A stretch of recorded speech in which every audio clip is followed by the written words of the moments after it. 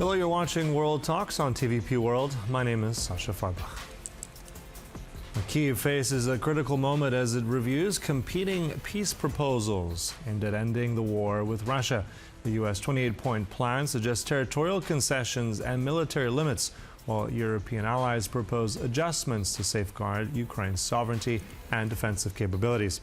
We speak now with Hanna Shelest, Director of Security Programs at Ukrainian PRISM, for insight into how these plans are shaping Ukraine's strategy in Geneva. Good to have you back on TVP World. Hanna, so let me start with the first question about these two plans. I mean, how do you perceive them from a Ukrainian perspective? Is there any more leverage by the European, the E3, so from France, Germany, and UK, any counter-proposal there? Is that more, let's say, digestible than the original plan by the United States? You know, that is awful to speak about the future of country and 40 million of the people as digestible, because we understand perfectly that both our European partners and Ukrainian delegation are trying to reach as much as possible. So we are staying within the sovereignty and territorial integrity of Ukraine, because that is the basics of the current rules-based order. It's not just about a few towns in the Donetsk region.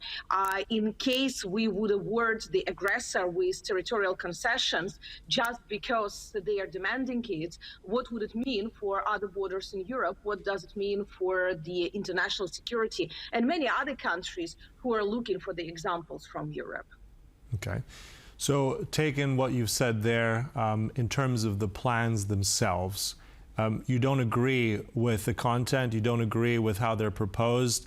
Both of those plans do have, in some ways, some of that same language on some of these components. But I'm curious as to, does this plan, or any kind of iteration of who's proposing it, is this something that Ukraine can deal with and work with? I mean, Zelenskyy has already said he doesn't want to lose an ally. He wants to retain Ukraine's dignity as well. So having that in play as well, what is Ukraine's position now? How can this move forward? Is this acceptable to Kyiv? First of all, it's definitely that Ukraine, since the day one, was ready for the negotiations, because we are not the aggressor. We are the country under aggression. So we confirmed that diplomatic measures and diplomatic negotiations is the best way to resolve the conflict. Even that, if to be true, the best way is for Russia just to get out from the Ukrainian territory. But we are where we are, and let's be realistic. So under this, Ukraine is trying to get from these proposals the maximum of what are the baselines. And baseline is the Ukrainian security, because in case we are cutting the possibilities for the Ukrainian armed forces, Ukrainian military industry to defend Ukraine, at the same time rejecting it NATO membership or international cooperation as it was in the initial plan leaked to the media. That's just, and not asking anything from Russia, that's de facto is just giving the green light for the new attack. So that's why what we see there, Ukraine is ready maybe to discuss for the peaceful time what can be the limit of our armed forces. Even that, for me as an expert, for example, that's nonsense to make such demands for the victim, not to the aggressor. But okay, that's something we can negotiate. We can negotiate for the wording about the language used in Ukraine, because anyway, Ukraine is acting under the Council of Europe conventions regarding the religious and linguistic or ethnic rights. But we can adjust something there. We definitely can speak about some process of negotiations or effective control over some territories.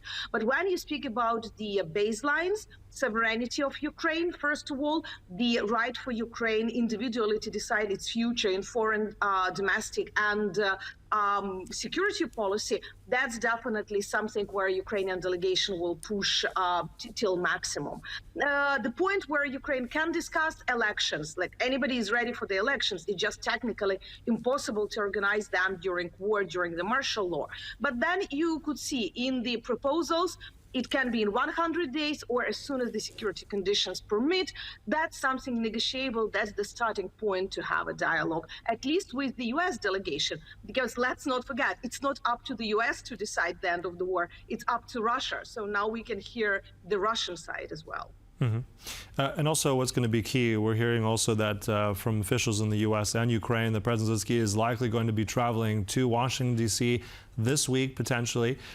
His presence in the White House, him speaking directly again with President Trump, what in your mind, what can it be expect from that? Will any of these conditions soften, do you think, with Zelenskyy in the room with Trump?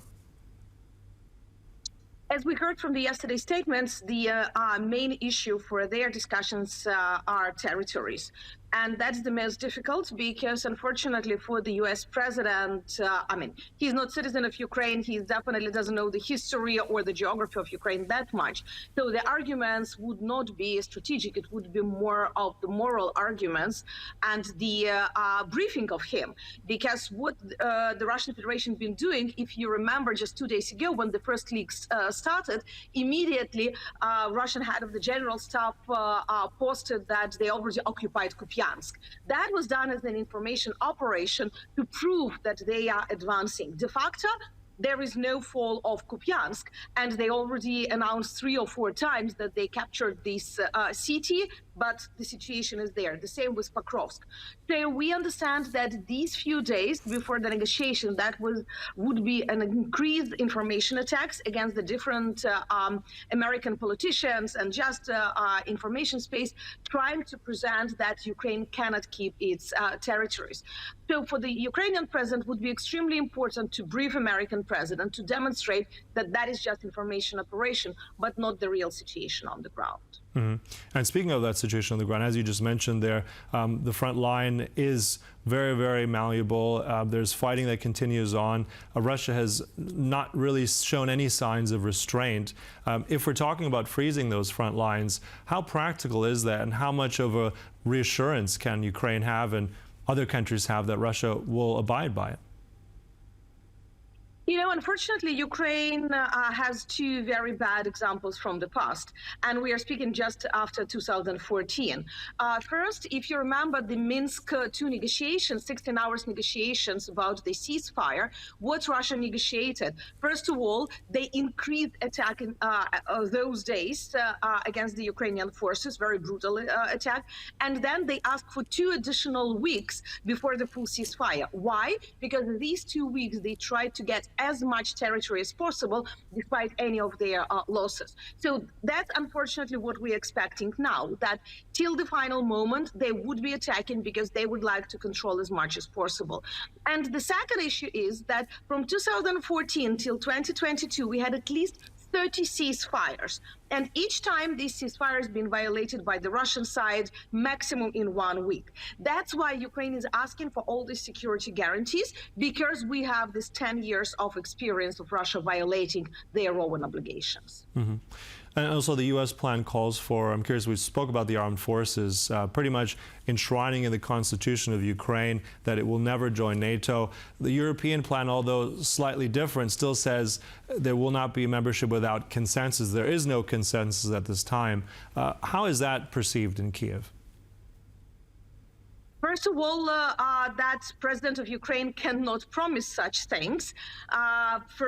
First, as it's not up to him to change the constitution, it's up to the parliament. The second is that to change Ukrainian constitution is quite a complicated process. You need 2 voting in the parliament, you need the decision of the constitutional court. So the legal process, even if it is speed up, should take 1.5 years. So to promise it in some type of the agreement, that would be really illogical, because you cannot sign the document which is not up to you to decide further. So it will be a time thing. What's also, I think, particularly sensitive is if we look at one of these components, which actually are in both plans as well, is the amnesty clause, basically a blanket amnesty for Russians against any war crimes. I mean, the Europeans have also mentioned this in the E3 plan.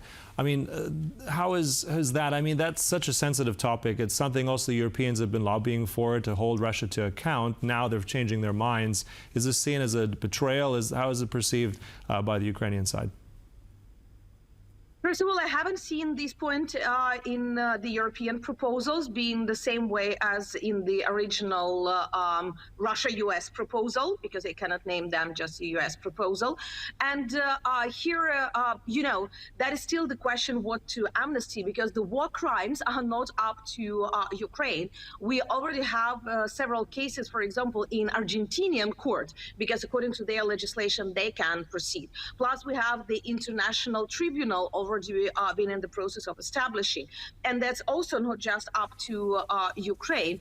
And you have different types of the crimes during the war, and that's probably would be the question for negotiations. We understand why Russia is including there, because the main person who is already under the warrant is president of the Russian Federation. And he would like to demonstrate that he and his leadership would not be prosecuted for any type of the crimes. Mm-hmm. And then also, I mean, looking at the deadline was supposed to be set this Thursday, but already on Sunday evening, Marco Rubio has said that, well, it could be Friday, it could be next week. How realistic is coming to an agreement with so many competing things, so many sensitive areas? How realistic do you see it as this being concluded this Thursday, or will this be extended? You know, in Ukraine, we have the expression that the quickness is good only when you catch a flea. In all other things, when you speak about the future of country, the extreme quickness of your decisions or the negotiations can be just problematic, because devil is always in details. And we saw it, let's analyze Balkans. Now, all those hectic decisions, we still feel them. So in this case, we understand why Thursday was named as a date. First of all, because it is Thanksgiving, so it is a nice date for the media coverage and presentation of some solutions. And the second is because President Trump wanted to push the sides. He wanted to make this deadline, hoping that they would be in a hurry to agree to something, otherwise expecting the bad result. But since January, many deadlines we had. So it's always a starting point, but it doesn't mean that everybody are obliged to do something by Thursday. Right. Okay. So we'll have to leave it there and see what Thursday does bring. Look, thank you so much, Hanna Shelest there. Appreciate the insights. And thank you for watching. That concludes World Talks, but there's much more coming up right here, so don't go away.